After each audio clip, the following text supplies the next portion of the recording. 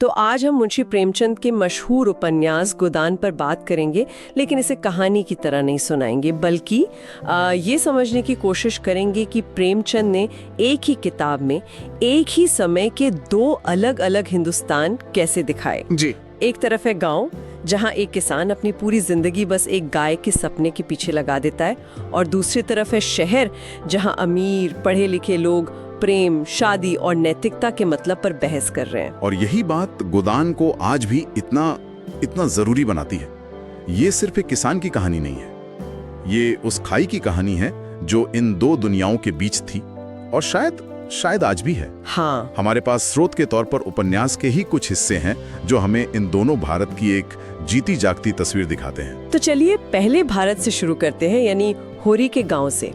होरी, जो इस कहानी का नायक है, उसका एक बहुत ही सीधा साधा सपना है। वो बस एक गाय खरीदना चाहता है। ये कोई बहुत बड़ी ख्वाहिश तो नहीं लगती है ना? फिर उसके लिए ये सपना पूरा करना इतना मुश्किल क्यों था? यही तो इस उपन्यास का सार है। मुश्किल इसलिए था क्योंकि होरी एक अदृश्य जाल में फंसा हुआ था, कर्ज का जाल। अच्छा। और इस जाल को बुनने वाले सिर्फ एक नहीं बल्कि 3 तरह के शोषक थे। पहले थे जमींदार, राय साहब, जिन्हें लगान चाहिए। ठीक है। दूसरे थे गांव के महाजन, दाता दीन पंडित, झिंगुरी सिंह जैसे लोग, जो सूद पर पैसा देते थे, और जिनका सूद मतलब वो कभी खत्म ही नहीं होता था। और तीसरा शोषक था खुद समाज और उसकी परंपराएं, मान मर्यादा, बिरादरी का डर, पंचायत का दबाव। होरी इन सब से बंधा हुआ था। वो खुद एक जगह कहता है कि उसने जितना कर्ज लिया था उसका दुगना तो वो सूद में ही चुका चुका है, लेकिन असल रकम वैसी की वैसी खड़ी है। ये एक ऐसी चक्की थी जिसमें वो और उसका पूरा परिवार पिस रहा था। तो होरी तो इस व्यवस्था को चुपचाप सह रहा था, लेकिन क्या उसके परिवार में भी सब लोग ऐसे ही थे? खासकर उसकी पत्नी धनिया, वो तो काफी अलग मिजाज की थी, है ना? बिल्कुल अलग। धनिया एक तरह से होरी की अंतरात्मा की आवाज है। वो गुस्सैल हैं, मुंह फटे, लेकिन अन्याय के खिलाफ बोलने से डरती नहीं। जहां होरी अपनी मर्जाद बचाने के लिए झुक जाता है, वहीं धनिया खड़ी हो जाती है। उनके बीच के संवाद तो कमाल के। धनिया बार बार होरी को टोकती है, तुम्हारी यही सीधाई हमें ले डूबी। वो जानती है कि दुनिया सीधी उंगली से घी निकालने नहीं देती, और होरी ये कभी सीख नहीं पाता। और उनकी अगली पीढ़ी, उनका बेटा गोबर, वो इस सब के बारे में क्या सोचता था? क्या वो भी अपने पिता की तरह ही था? नहीं, गोबर अपने पिता की परछाई बिल्कुल नहीं है। वो नई पीढ़ी का, कह सकते हैं कि गुस्सा और बेचैनी है। अच्छा। वो देखता है कि उसके पिता दिन रात मेहनत करते हैं और बदले में उन्हें सिर्फ अपमान मिलता है। उसे यह अन्याय बर्दाश्त नहीं होता। वो सवाल करता है, वो लड़ना चाहता है, और जब उसे गांव में कोई रास्ता नहीं दिखता तो वो शहर भाग जाता है। ये उस पलायन की शुरुआत है जो आज भी भारत के गांवों का सच है। बिल्कुल। और फिर होरी का सपना, वो गाय आखिरकार उसके घर आई जाती है, लेकिन वो खुशी ज्यादा दिन नहीं टिकती। और यही प्रेमचंद दिखाते हैं कि गरीबी कैसे रिश्तों को भी जहरीला बना देती है। होरी का अपना सगा भाई हीरा जलन के बारे उस गाय को जहर दे देता है। अपने ही भाई ने? हाँ।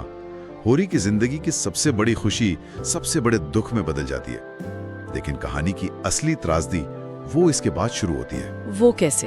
होरी जानता है कि ये काम उसके भाई ने किया है, लेकिन वो अपने भाई को पुलिस से बचाने के लिए झूठ बोलता है, घर की इज्जत बचाने की कोशिश करता है। लेकिन गांव की पंचायत, जिसे न्याय करना चाहिए, वो उल्टे होरी पर ही जुर्माना लगा देती है, जिसे डांड कहा गया है। क्या?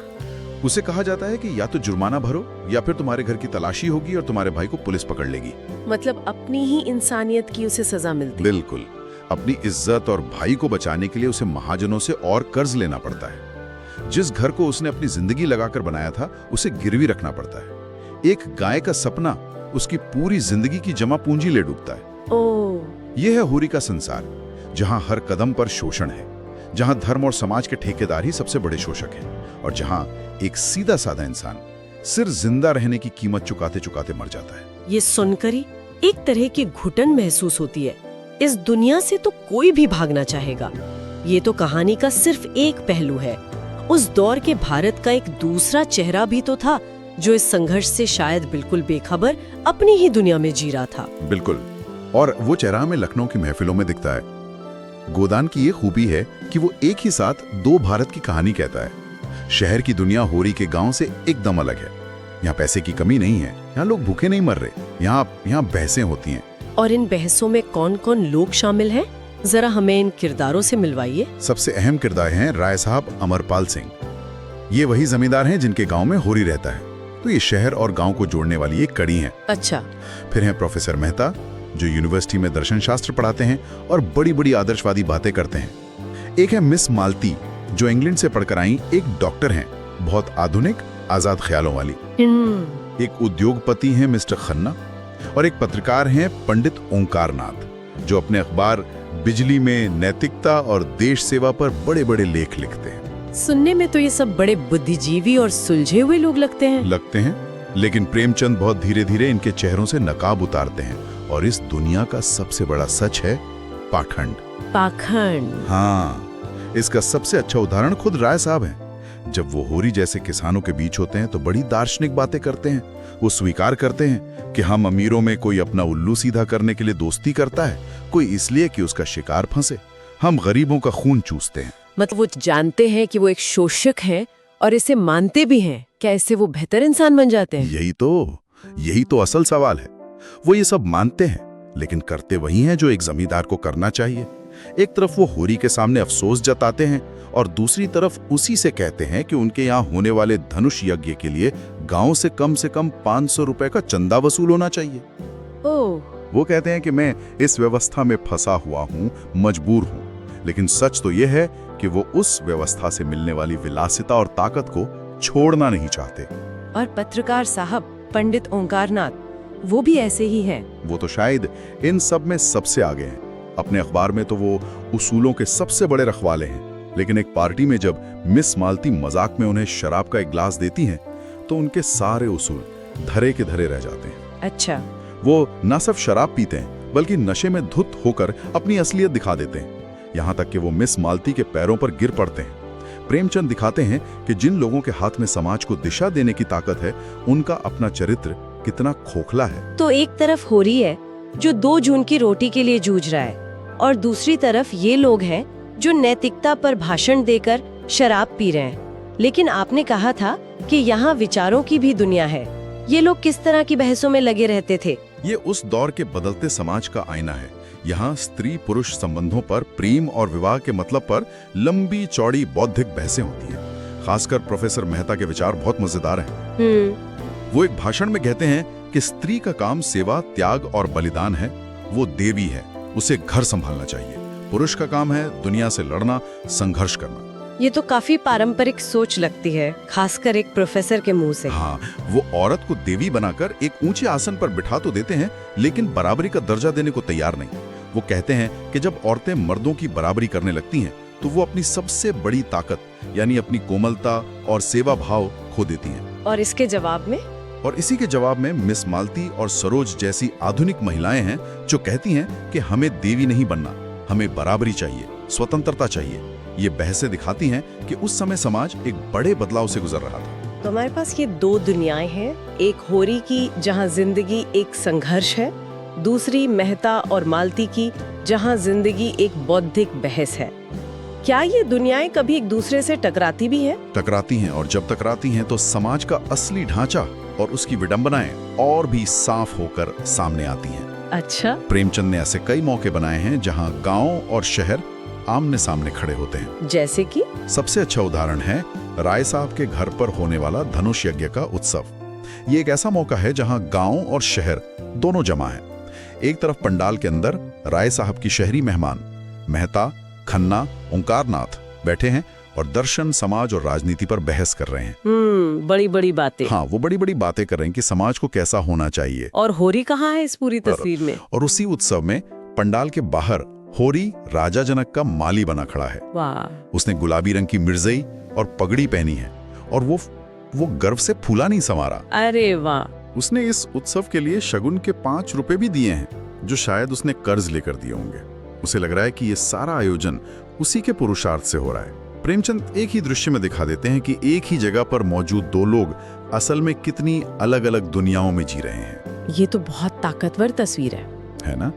एक के लिए ये मनोरंजन और बौद्धिक विलास है, दूसरे के लिए ये अपनी जिंदगी की सबसे बड़ी उपलब्धि। और गोबर जब शहर पहुंचता है, वो भी तो एक तरह का टकरावी है। वो गांव से भागकर शहर आता है, तो क्या शहर उसकी सारी मुश्किलें हल कर देता है? क्या उसे वहाँ आजादी मिलती है? उसे आर्थिक आजादी तो मिलती है। वो एक मजदूर के तौर पर काम शुरू करता है, फिर खोमचा लगाता है और धीरे धीरे काफी पैसे कमा लेता है। वो शहर के तौर तरीके सीख जाता है, अच्छे कपड़े पहनना, पैसों की बचत करना, चालाक बनना। मतलब वो बदल जाता है। हाँ, अब वो गांव का वो भोला भाला गोबर नहीं रहा जो जमींदार के सामने सिर झुका ले। शहर उसे आत्मविश्वास देता है। लेकिन इसकी कोई कीमत भी तो चुकानी पड़ती होगी। बिल्कुल, शहर उसे पैसा और आत्मविश्वास तो देता है, लेकिन उससे उसका भोलापन, उसकी जड़ें छीन लेता है। वो चालाक बन जाता है, थोड़ा स्वार्थी भी। वो गांव लौटता है, लेकिन अब वो गांव का हिस्सा नहीं रह पाता। वो शहर और गांव के बीच में कहीं अटक जाता है। ये उस दौर के लाखों लोगों की कहानी है जो बेहतर जिंदगी की तलाश में शहरों में आए, लेकिन अपनी पहचान खो बैठे। और एक और किरदार है जो इन दो दुनियाओं के बीच सफर करता है, मिस मालती। शुरुआत में तो वो शहर की पार्टियों की शौकीन, एक तितली जैसी लगती हैं, लेकिन बाद में उनमें भी बदलाव आता है ना। हाँ, और ये गोदान के सबसे दिलचस्प चरित्र चित्रों में से एक है। शुरुआत में मालती एक दिखावा करने वाली छिछोरी महिला लगती हैं, लेकिन धीरे धीरे खासकर प्रोफेसर मेहता के साथ अपनी बहसों और जिंदगी के अनुभवों से वो बदलती हैं। वो अपनी शहरी जिंदगी के खोखलेपन को महसूस करती हैं। और फिर वो एक बड़ा फैसला लेती हैं। वो अपनी डॉक्टरी का पेशा लेकर गांव चली जाती हैं और वहां के लोगों की सेवा करने लगती हैं। तो ये जो शहर की तितली है वो अचानक गांव जाकर समाज सेवा करने लगती है। क्या ये बदलाव असली लगता है या ये भी एक तरह से शहरी लोगों का गांव को देखने का एक रोमानी नजरिया है? ये बहुत अच्छा सवाल है और प्रेमचंद इसे बहुत आदर्शवादी तरीके से नहीं दिखाते। मालती को गांव में बहुत मुश्किलों का सामना करना पड़ता है। लोग उस पर भरोसा नहीं करते। वो जो बदलाव लाना चाहती हैं वो आसान नहीं है, लेकिन वो टिकी रहती हैं। उनका बदलना ये दिखाता है कि प्रेमचंद मानते थे कि शहरी पढ़ा लिखा वर्ग अगर चाहे तो वो गांव के जीवन में एक सकारात्मक भूमिका निभा सकता है। ये एक उम्मीद की किरण जैसा है, भले ही वो थोड़ी धुंधली हो। तो कुल मिलाकर अगर हम इन सभी किरदारों और घटनाओं को देखें तो गोदान हमें क्या बताता है? ये सिर्फ एक किसान के गाय खरीदने और उसकी मौत की कहानी तो नहीं है। एक वो भारत है जो होरी का है, जहां लोग अपनी बुनियादी जरूरतों और सम्मान के लिए रोज लड़ रहे हैं, जहां धर्म, समाज और सरकार सब मिलकर गरीब को और गरीब बना रहे हैं।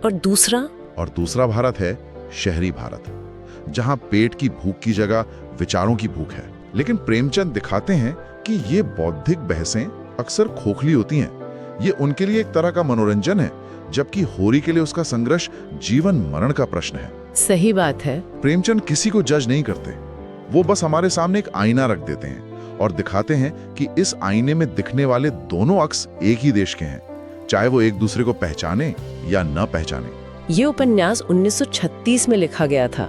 आज लगभग 90 साल हो गए और यहाँ हमारे सुनने वालों के लिए सोचने वाली बात है, क्या होरी के गांव और मेहता की महफिल के बीच की वो खाई सचमुच कम हुई है, या आज भी ये दो दुनियाएं शायद नए रूपों में, नए चेहरों के साथ हमारे समाज में वैसे ही एक दूसरे के समानांतर मौजूद हैं। शायद आज का होरी किसी खेत में नहीं बल्कि किसी फैक्ट्री में काम कर रहा हो, और आज के मेहता किसी क्लब में नहीं बल्कि सोशल मीडिया पर बहस कर रहे हो। बिल्कुल, रूप बदल गए हैं, लेकिन क्या वो खाई भर पाई है?